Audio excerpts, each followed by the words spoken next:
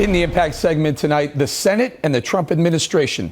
Most cabinet positions require Senate confirmation, but some of Donald Trump's cabinet choices are already facing opposition, and not just from Democrats. Senator Rand Paul, a Republican from Kentucky, has said he too might block certain nominees. The senator joins us now from Washington. Welcome, Senator. So you've said that if John Bolton were named attempted to be appointed Secretary of State, you would block that, you would filibuster that. And Rudy Giuliani. You tell us why? Well, you know, I supported Donald Trump, and one of the things I like about Donald Trump was that he said, you know what, we should learn something from the Iraq War. It was a mistake, and regime change is a mistake. It hasn't made us safer. It's emboldened Iran. When we toppled Gaddafi in Libya, didn't make us safer. ISIS grew in Libya. So I think that one of Donald Trump's big messages was Iraq War was a mistake, and regime change hasn't worked in the Middle East. So I don't think he should appoint somebody. I'm just trying to be helpful, Eric. I don't think he should appoint somebody who actually didn't learn any of those lessons. I mean, Bolton is an extremist. He is somebody who believes, and he was asked this within the last few months, was the Iraq War a good thing? He would do it all over again. But he's also for regime change in Iran, and he believes that we can make the world safe for democracy by toppling governments around the world. And that is not something, that's someone who hasn't learned the lessons of the Middle East. So, yeah, I supported Donald Trump. I'm not out here to oppose his picks. I'm hopefully out there to guide and bring the debate to the points where people might agree or disagree, you know, whether or not the Secretary of State should agree with Donald Trump that regime change is a bad idea. So let's talk about Mitt Romney. His name has been floated as well. He's meeting with Donald Trump tomorrow. Your thoughts on Mitt Romney? I don't think he brings anything any better for what you're looking for as far as Secretary of State. What I would say is that I would ask the same questions. Do you think the Iraq War was a mistake? Have we learned a lesson that regime change is not a good thing? So, for example, one of Donald Trump's first picks today, Mike Flynn, to be National Security Advisor, he has said that the historical lesson we should learn is that it was a strategic failure going into Iraq. I'm comforted by that. I feel hopeful that Mike Flynn will be giving him the advice that a lot of us have come to understand about the Middle East. Romney, I'm not sure. I don't think he's way out there on the extreme edge of the, you know, the war-making cliff like Bolton or even Giuliani. But, you know, I would want to ask those same questions to Romney as well. Have we learned the lesson that the Iraq War was a mistake? Well, can we float a name? Who would fit the bill for you as for Secretary of State?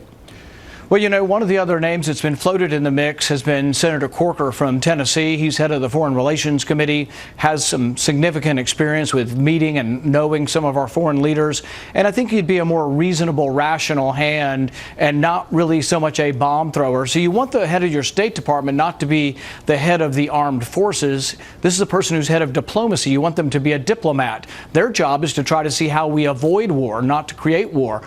Now, you want your Defense Department to be prepared for war. So there are different sort of objectives that you have, but I don't want the Secretary of State to be somebody saying, oh, we need to bomb Iran. We need to bomb Iran yesterday or the day before or the day after. You want the chief diplomat to be saying, these are the things I think we can do to oppose Iran and to let them know we're not going to be a pushover and to stop them from doing what they're doing, but it doesn't involve necessarily invading Iran.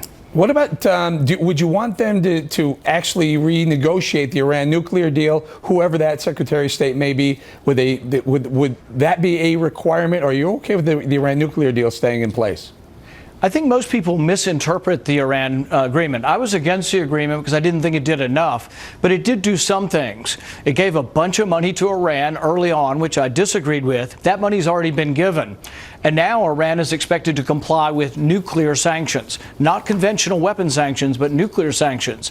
So far, there hasn't been evidence presented that they have not adhered to the nuclear sanctions. What everybody's complaining about, I still complain about as well, is that they keep sending arms to other proxy groups fighting in wars around the Middle East, and that they keep developing conventional weapons. But that wasn't part of the agreement. So really what you need is a new agreement. Now, whether or not they are a negotiating partner that we can rely on, that's the real question. Okay. I want to pivot a little bit to some news that affects your state, Kentucky. Ford today has announced that they are not going to move a plant that they had planned to move to Mexico. They're going to keep it, and they called Donald Trump today and said, hey, guess what? Because of you, we're going to keep this plant in Kentucky. That's good news for your state. Absolutely, and I think there are things that could be done with a bully pulpit, and I think we can expect Donald Trump will use the bully pulpit, and I'm hoping that in the future we'll be able to say to people that, you know what, just like in our defense, we will negotiate from a position of strength. In our trade, we should negotiate from a position of strength. I don't know who gets all the credit, but I'm more than willing to give Donald Trump some of the credit for keeping forward in Louisville. And maybe others as well, Senator, especially if people take their cue from Ford. Companies take their cue from Ford, or some of these trade deals, NAFTA, and some of the other trade deals that are so restrictive and drive manufacturing jobs out of the country. If those are broken, maybe we can keep some of these companies. Yeah, and the other thing we need to do if we want to keep American companies here is one thing we can do to make it better for them, to allow them to compete and so they don't flee our country, reduce the tax burden. We have the highest corporate income tax in the world. We should, at the very beginning of Trump administration, lower the corporate income tax as fast as possible to keep those American companies here. Yeah, I would guess that was going to be one of his first initiatives, would be 35 to 15% corporate tax, and then allow the repatriation of funds to come back. Absolutely. Senator Paul, thank you for joining us tonight. Thanks, Eric. Plenty more ahead as The Factor moves along this evening. Who else is Trump considering for his key role